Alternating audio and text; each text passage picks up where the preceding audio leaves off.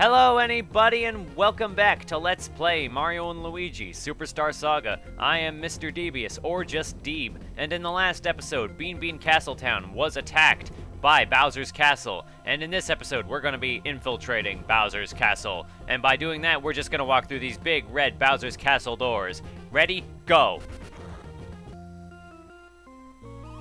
Oh, great Bowletta! The Mario brothers who I hate are coming this way!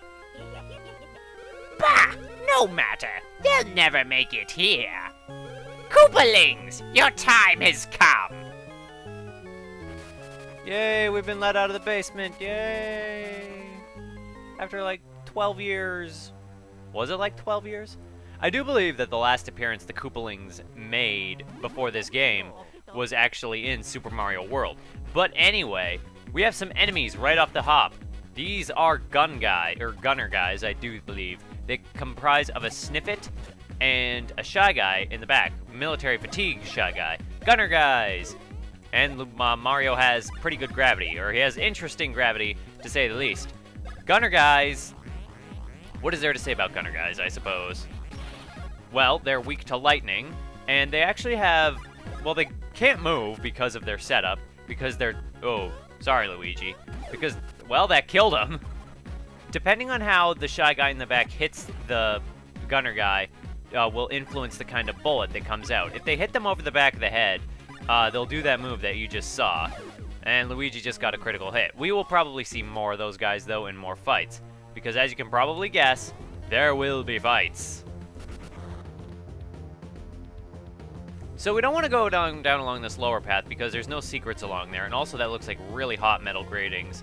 Bowser's Castle is basically, because it's from the Mushroom Kingdom, we'll be fighting a lot of Mushroom Kingdom-based enemies. Like a Hammer Brother over there.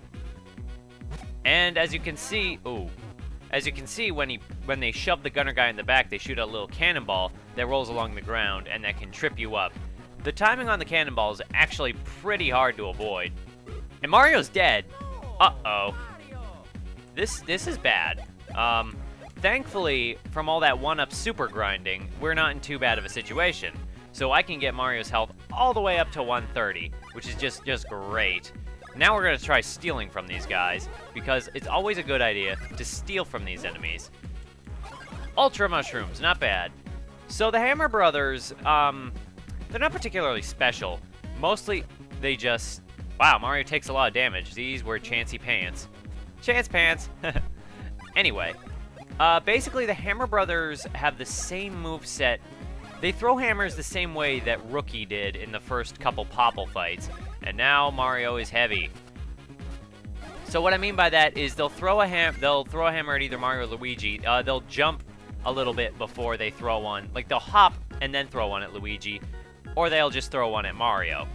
Whereas with Rookie, that was basically the same thing.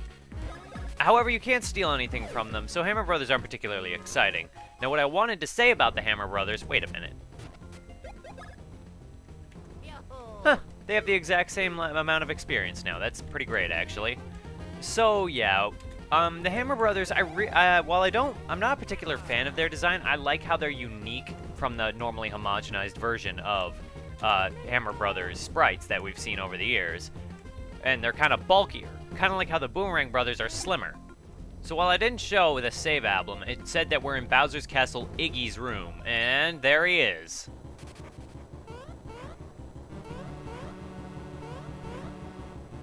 Meet the first of the Koopalings, Iggy.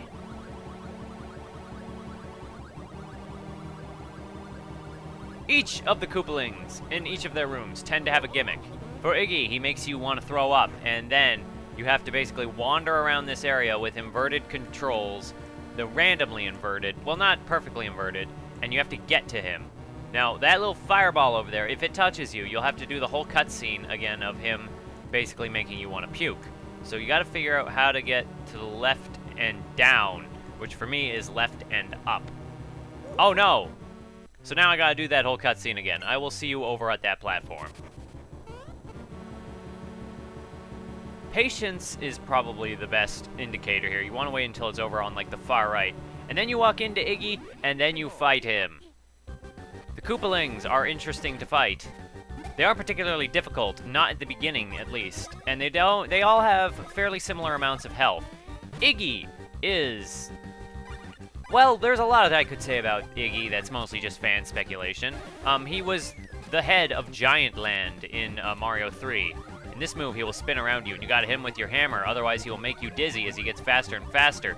However, you basically get a lot of chances to try and hit him, but if you don't, you both take a lot of damage. I thought they made you dizzy, but I guess not right now. Iggy was leader of Giant Land in Super Mario Bros. 3, which was one of the best worlds in the game. He also has been rumored to be like the middle child of Bowser in a fan theory, I guess, where, you know, the Koopalings are actually Bowser's kids, where Miyamoto recently went on record as saying that as they're not his kids, they're just high-rank minions, which, you know, a lot of people weren't exactly a fan of. But anyway, Iggy is one of my favorites for his design, and in recent years he's been redesigned to be taller, slimmer, and a lot more, insane. How he has that green shoot of hair, so that's interesting. The Koopalings... We haven't, the funny thing about the Koopalings in this game is we haven't seen them since, what was it, Mario World in 1991, so they've come back after a long time, and I find it funny that they're just kind of totally indifferent to what happened to Bowser, how it's now Bowletta, or maybe they just didn't look at him, or maybe it's just another one of Dad's crazy schemes. Anyway, this is basically going to lay out the structure of this entire dungeon for us. Basically, we'll go through a red door, we'll go to the end of it, fight a Koopaling, get warped back, and get able to go a little further on our path. Now this opens up the next door, and we can't go up there and fight that guy, that Magic Koopa. But we can, which means we have to go basically this way. And we'll have to do this for all 7 Koopalings, who will get progressively harder.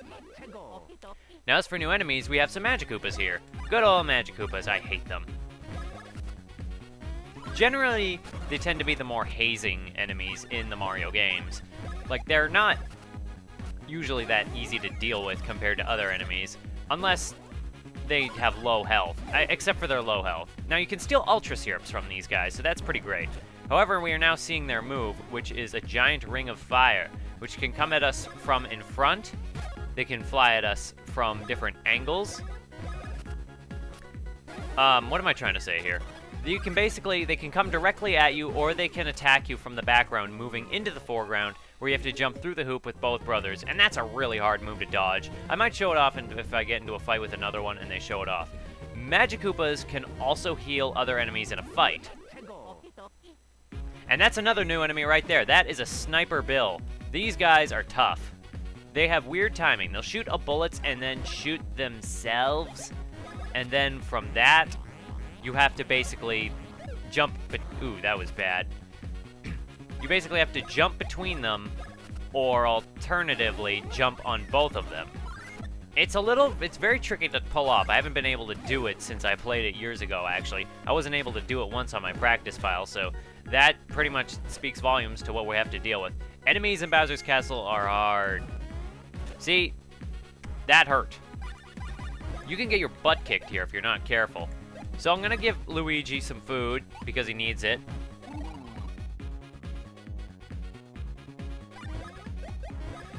Now I'm gonna steal from this Magic Koopa, because we want some syrups. And now will he do the other version of this move? Yes, he will. So I don't have to worry about showing that off now. That is hard to dodge. I'm bad with moves like that.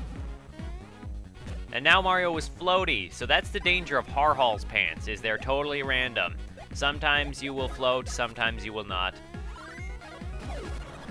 Bounce Brothers, now that Luigi has attack, is a very great move to use in terms of laying out damage all over the place, because I basically finally edited Luigi, so he has something else. Sniper Bills also give out Ultra Syrups, so that's pretty nice. Mario is leveled up. There's a lot of level ups to be had in this dungeon. We're going to put points into Mario's, I think, into his defense, because it's kind of low right now. And I think Luigi's going to level up too, and for that, we're going to put points into his power. And hopefully, he will hit enemies even harder. I like the concept of Sniper Bill, a bullet firing a gun that shoots a smaller bullet bill. It's kind of stupid and ridiculous. And hey, we haven't seen these bicycle pads in a long time. Which basically brings me to another gimmick of Bowser's Castle, in that basically it will be revisiting all the concepts you have seen throughout the game, I do believe. It will be using all of your brother's moves, a lot of the gimmicks that you've seen before, a lot of the various controls and things, and I think we have a save block up here. We do! And that effectively drops us off in Morton's room, where we will be fighting another Koopaling. But yeah, basically you'll be using all of the skills you have learned in this game. And for this section, it'll be simultaneously jumping over these waves of energy that Morton Koopa Jr. has laid against us. This is Morton Koopa Jr., the strangely brown-colored Koopaling. Bulkier. They're not really sure if he's just fat or muscular. The new Super Mario Bros. Make him terrifyingly huge, but then they make him an early boss, so it's not that great. Now we get a rare item, Bowser Fist badge, out of him, so that's gonna be neat to look at. However, he will be spitting fireballs at us. All of the Koopalings have that move, so nothing really special to say about that. Morton Koopa Jr. He was named after Morton something Jr., a singer. All of the Koopalings were named after basically singers or performers, like talk show hosts. I think that he was named after a talk show host, and oh my god, that is basically the danger of the Koopalings if you are not bulky in defense. They can hit really hard, especially Koopalings like Morton with a ground pound attack. However, Mario is back, so we are not in that much danger. He will shoot out those nearly invisible waves of shockwave. Waves of shockwave, shut up. And then you will have to contend with dangerous times. Bad times. In Mario Bros. 3, Morton Koopa Jr. was, in fact, the one in charge of, let me see if I can get this right, Desert Land. And as I try to say these facts, I'm getting these brothers' moves so wrong. But yeah, he was the one in charge of Desert Land, where he basically was the second boss in the game. And people like to order the Koopalings' age based off of the lands they took control of in the first game. So people like to assume that Morton is the second youngest of Bowser's kids. However, he doesn't necessarily look like that. In the cartoon show, he was Big Mouth and he basically never shut up. And I don't know why I'm just spouting all this Koopaling trivia, but I like the Koopalings, and it was a really nice pleasure to see them again. Now, what I haven't mentioned is because you have to fight all the Koopalings, which is 7, and they basically divide up the dungeon into all these sections, every Koopaling is a boss fight. You heal after every Koopaling fight. Like, if you look at our stats, fully healed. Now, what is the significance of this? It means that you don't necessarily have to be overstocked for this part of the game, and basically, what you have will serve you pretty well. Alright, I'm gonna go check the time. Alright. On that note, I'm going to try and do one more room. I think I can do it, because I think I've shown off most of the enemies. Maybe I've missed one, but I'm going to try and show off another... Haha! There's a Who Bean over there. Not that you really knew he knew Who Beans anymore, but yeah, I'm going to try and do one more Koopaling in this episode. I want Bowser's Castle to be about 3 or 4 episodes. 4 will end the LP on episode 40, which also reminds me... we are nearly at the end of the LP, and here we have the last 2 enemies available to fight in Bowser's Castle. We have Boo, and a new enemy entirely, Chomp Bro. Chomp Bros are terrifyingly muscular monsters who will fling their chomps at us, which we are about to see in a minute. There's nothing to steal from them. However, from that Boo, who we only do a tiny amount of damage to, we steal random slacks. Boos have absurdly high defense, but painfully low HP, like 10. So basically these guys will throw their chomps at us and try to hit us with them, and I'll try to show off what happens if you can stomp the chomp. It's kind of hard to get the timing on it though. Basically, if you stomp on their chomp, they get super depressed, and either they'll get a new chomp or they'll basically just run away. But either way, it's kind of, well, you want the experience, so you'd want to take care of them. Interesting thing, though, about them, about the Chomp Bros, is even though they look huge and muscular, they don't have as much health as, say, the Clumps from Joke's End. who had by far the most HP in the game. I wanted to stomp that chump, but no luck for me. You can just jump on his head normally. And now Mario's light. I'm gonna have to change those slacks by the end of the game, I think. Can I get it this time? No, Mario was too floaty. Alright, I guess I'm just gonna have to finish him off normally. 85 damage, not bad. Also, it needs no real saying, but enemies in in this final dungeon have a ton of HP. Well, I guess they do have a lot of HP, but I mean to say they give it out a ton of experience. You'll be leveling up a bunch of times here, especially with all the Koopaling boss fights. We don't want to hit that. That was the jerk thing to put up here. However, we will be taking that, even though we won't be really using it. And here we have this gunner guy in our path, who I do believe is impossible to avoid, because if you try to go around him, he will basically move into your path. Another thing that I want to say about the Chomp Brothers is that they're also another good example of diversity in the brothers' types. Like the Boomerang Bros in Guahar Lagoon had their slim, cool figure. The Hammer Brothers have their bulkier finger, and the Sledge Brothers are basically huge.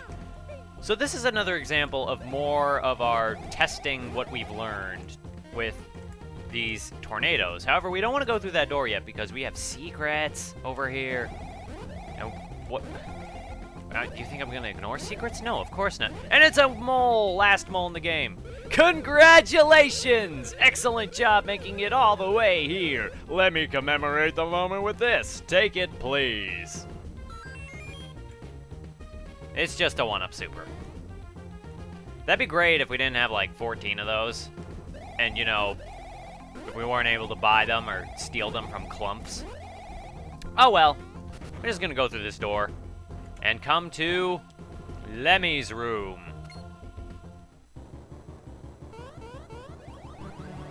And he's basically gonna spin around us and make 4 clones of himself. I don't know if there's any way to actually know which one of the Lemmys in this room is real. There might be, but in my experience, it's always been random. He just basically does it again and again until you figure it out. I've tried using lightning, I've tried using different moves, but nothing really seems to work. If there is a method, I will put it on the screen. However, I have no idea what it is. Like, I'll look it up, but I'll just skip ahead to finding the real one. There he is. Aw, and he cries.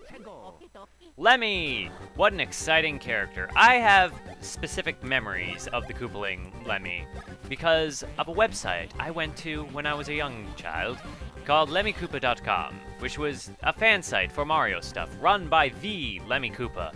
It has now since gone and fairly inactive, but it was a nice time when it was a time. Lemmy was in charge of Iceland in Mario Bros. 3. He also gives a max syrup if you steal from him. He has less HP than the other Koopalings, however you can easily find which one is him with multiple hitting moves. He will pull this stunt, and he is a very crafty Koopaling. He's also probably insane. He has a weird eye tick. There he is. And we found him, and we basically get rid of his facade, and maybe he'll do some actually other attacks on us here. That would be nice. However, I will be using a mushroom on Luigi because I kind of want to see if Lemmy will do any more here. Lemmy was in charge of Iceland's 6th world of Super Mario Bros. 3, so fan theory is that he's basically how old? The 2nd oldest Koopaling, despite his size. Now, let's see. If you knock him down to 1, he'll always just seem to multiply back to normal. But let's see if we can't find what happens if we leave some of them alive. Sorry, I had to adjust the microphone there. He will spit fireballs at us, though. And pretty poorly. I mean, I guess that's something. Me, I am dedicated to showing off what can happen with these guys in a fight, because I know that Lemmy's already almost dead. So yeah, the theory goes that even though he's small, he's supposed to be like the 2nd oldest of the Koopalings. I guess he just goes forward with that attack. I guess that's all he does. Well, in that case, we are going to try to finish him off then. So yeah, the second oldest. Meanwhile, in the cartoon show, he was the youngest, along with Iggy, who was his twin brother. They were called Hip and Hop. Lemmy Koopa. He usually rides on a ball, too, so it's kind of unusual to not see him with it here. In the new Mario games, he basically got a ponytail, which was an interesting change, I guess. However, I thought he would be dead by now, but I guess not. Well, Thunder Brothers is a good way to clear out the clones, and you'll be kind of seeing, this kind of sets up the theme of Koopalings that we're going to see, which kind of brings me to another point, is that the Koopalings are basically...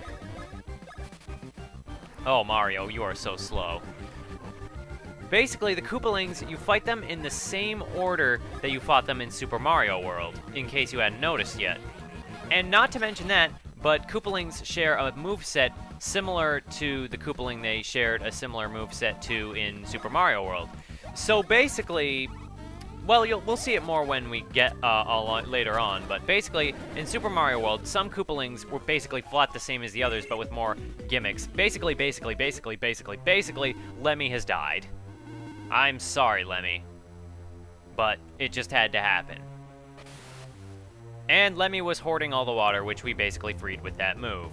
But I do believe that with a kill count of 3 Koopalings, we will call that an episode. And in the next episode, we are going to continue on through Bowser's Castle in hopes of stopping Bowletta. I hope to see somebody in the next one.